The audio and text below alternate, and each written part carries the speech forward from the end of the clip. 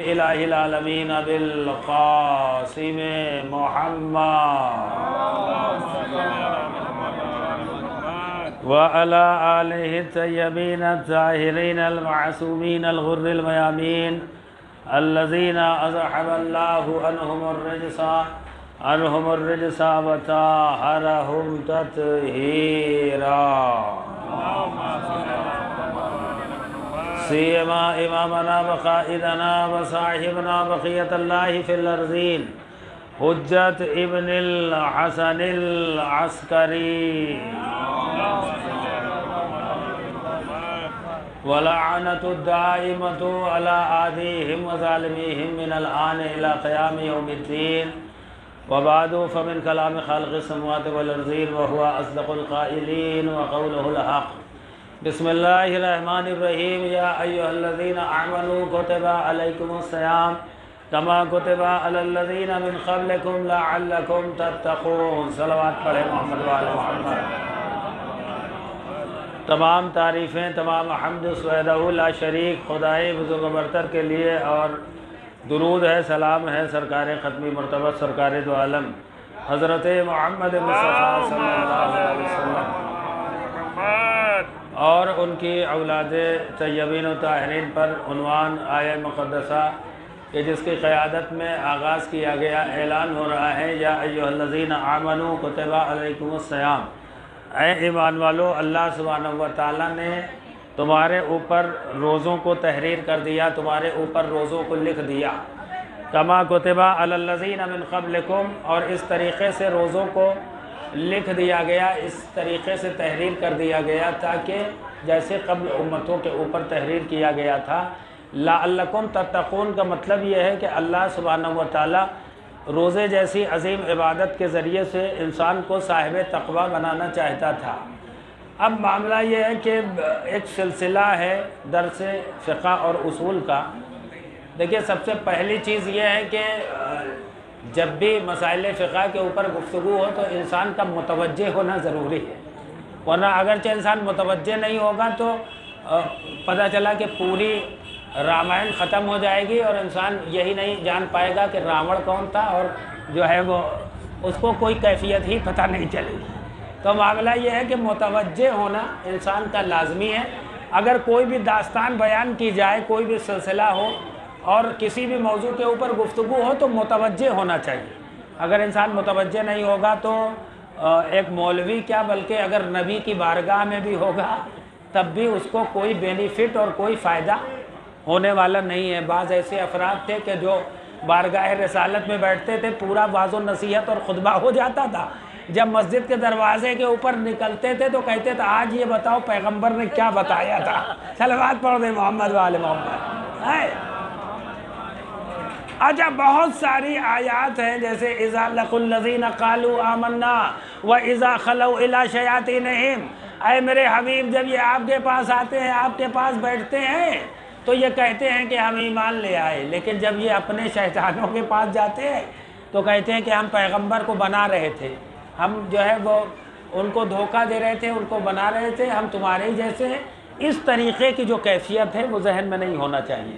دیکھیں، واعظ و نصیحت کی منزلیں ہیں اور اس کے علاوہ مسائل فقہ کے اوپر ہم آپ محو گفتگو ہیں تو انسان کا متوجہ ہونا لازم ہے۔ اچھا، جو سلسلہ چل رہا تھا احکام روزہ سے شروع ہوا۔ احکام روزہ اس وجہ سے پہلے بیان کر دیے گئے چونکہ جو ہے رمضان المبارک ہے، احکام روزہ اس وجہ سے پہلے بیان کر دیے گئے۔ اب جب احکام روزہ بیان ہو گئے مبطلات روزہ کے بعد، اب معاملہ چل رہا ہے کہ واجبات نماز کے سلسلے میں۔ دیکھیے، کل ہی معاملہ یہ تھا کہ انسان نماز تو پڑھتا ہے، وضو تو کرتا ہے، لیکن اگر وضو انسان کر رہا ہے تو اس سے پوچھئے کہ کون کون سی چیزیں وضو میں مستحب ہیں اور کون کون سی چیزیں واجب ہیں۔ دیکھیں، وضو کرنا اور وضو آنا اور بات ہے، لیکن اب پتہ چلا کہ جو انسان وضو کر رہا ہے اس سے جب پوچھا جا رہا ہے یہ بتائیے کتنی چیزیں مستحب ہیں، کتنی چیزیں واجب ہیں، تو انسان وہ کلیئر نہیں کر پا رہا ہے کہ کیا واجب ہے کیا مستحب ہے۔ اسی طریقے سے انسان نماز پڑھتا ہے۔ اب جب نماز پڑھتا ہے تو ضروری ہے کہ نہیں، ضروری ہے کہ انسان کو معلوم ہونا چاہیے کہ نہیں کہ واجبات نماز کیا ہے۔ واجبات نماز کا مطلب یہ ہے کہ کون سے ایسے واجبات ہیں جن کے ترک کرنے سے انسان کی نماز باطل ہو جاتی ہے۔ جن کو جو ہے وہ واجبات نماز کہا جاتا ہے۔ اچھا، واجبات نماز کو اگر شمار کیا جائے عند الفقہا، دیکھیے 11 واجبات نماز ہیں۔ آپ جو فقہا ہیں، جو مراجع کرام ہیں، ان کے رسالہ عملیہ جب توضیح المسائل اٹھا کے دیکھیے گا تو اس میں جو ہے وہ معلوم ہوگا کہ 11 واجبات نماز ہیں، جن کو واجبات نماز کہا جاتا ہے 11 ہیں۔ سب سے پہلے تو 11 واجبات نماز جو ہے انسان کو حفظ کرنا چاہیے، یاد کر لینا چاہیے۔ ظاہر سی بات ہے کہ جب یاد ہو جائے گا تبھی تو یہ ہوگا کہ یہ واجب ہے، یہ واجب نہیں ہے، تبھی تو انسان جو ہے وہ اس کے ذریعے سے فیصلہ کرے گا ترک کرنے کے بعد کہ آیا نماز باطل ہوئی کہ نہیں باطل ہوئی۔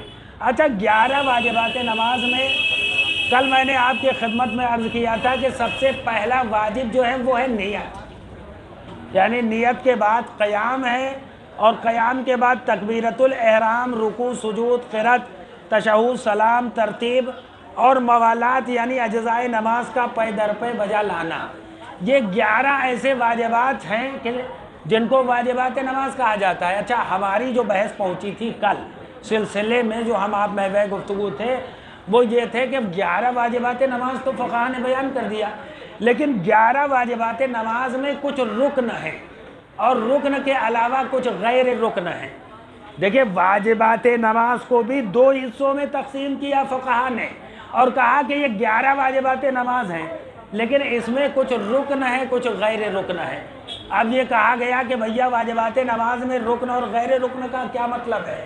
کہ رکن اور غیر رکن کا مطلب یہ ہے کہ رکن کو عمدن اور اشتباہن، یعنی انسان اگر جو واجبات نماز رکن میں ہیں، اگر ان کو عمدن یا اشتباہن سہون انسان ترک کر دیتا ہے تو اس کی نماز باطل ہو جاتی ہے۔ اس کے علاوہ جو غیر رکن ہے اس کو اگر عمدن انسان ترک کرے گا تو نماز باطل ہو جائے گی، اور اگر اشتباہن ترک کرے گا تو نماز اس کی باطل نہیں ہوگی۔ یہ چیز ذہن میں ہونا چاہیے۔ اچھا چلیے، نماز کے جو رکن ہیں، جو ارکان ہیں، وہ 5 ہیں۔ سب سے پہلی چیز کیا ہے رکن میں؟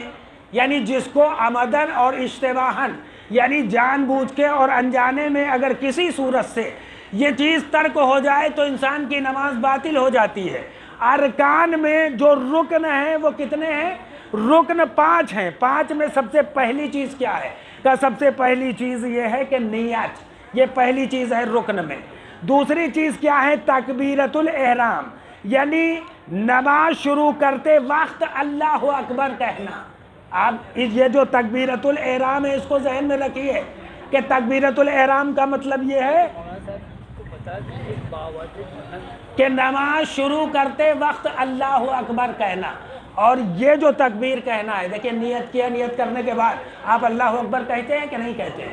اچھا، سلسلہ یہ ہوتا ہے اللہ اکبر کہنے کا کہ ادھر پیش نماز نے اللہ اکبر کہا، پیچھے جو جیسے شفاعت بھائی ہیں ایک دم پیچھے، تو اب پیش نماز کے فوراً بعد ان کو چاہیے کہ یہ اللہ اکبر کہے۔ اب یہ سلسلہ ایسے نہیں چلے گا کہ پتہ چلا یہاں سے اللہ اکبر شروع ہوا، پھر ادھر مشرق میں ہوا، پھر مغرب میں ہوا، پھر جنوب میں ہوا، پھر شمال میں ہوا۔ کہ یہ ترتیب اللہ اکبر کی نہیں ہے، بلکہ جب مکبر جو پیش نماز کے ایک دم پیچھے کھڑا ہوتا ہے، مکبر جب اللہ اکبر کہتا ہے اسی وقت سلسلہ شروع ہو جاتا ہے، یعنی داہنی جانب، بائیں جانب، پھر اسی طریقے سے سلسلہ بڑھتا چلا جائے گا، اور یہی تکبیر کہنے کا سلسلہ ہے۔ آپ یاد رکھیے، نماز ہونا چاہیے اگر جماعت کے ساتھ تو منظم طریقے سے ہونا چاہیے۔ اچھا چلیے، اگرچہ یہ کہہ دیا گیا کہ بچے لائیے مسجد میں، تو بچے لانے کا مقصد یہ تھوڑی نہیں پوری مسجد سر کے اوپر اٹھا لی جائے۔ دیکھیں، یہ تو آپ کو خیال رکھنا ہے۔ اگر پہلی صف ہے تو پہلی صف میں بچوں کو چاہیے کہ بزرگ آئیں تو پہلی صف چھوڑ دے۔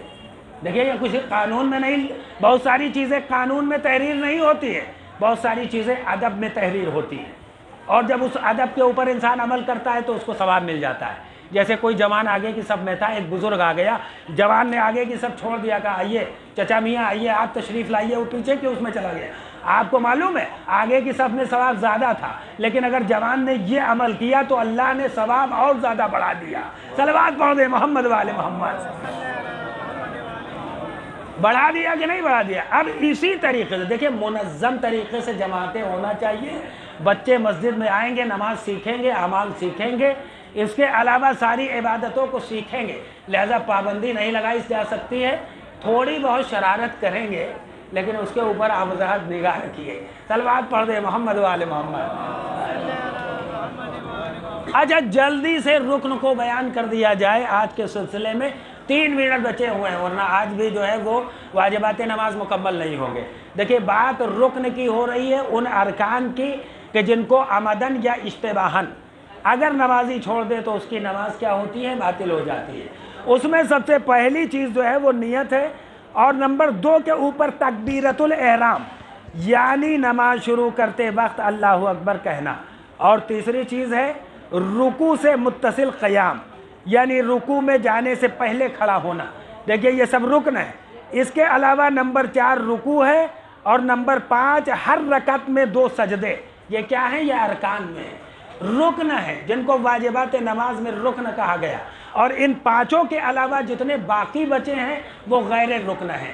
اچھا یہ 5 ارکان ایسے ہیں کہ اگر نمازی بھولے سے یا جان بوجھ کر ان کو ترک کر دے گا تو اس کی نماز کیا ہوگی؟ نماز باطل ہو جائے گی۔ اور ان 5 کے علاوہ جو غیر رکن ہے اگر ان کو جان بوجھ کے ترک کرے گا تب نماز باطل ہو جائے گی، اور اگر جو ہے انسان انجانے میں بھول گیا ہے تو نماز باطل نہیں ہوگی۔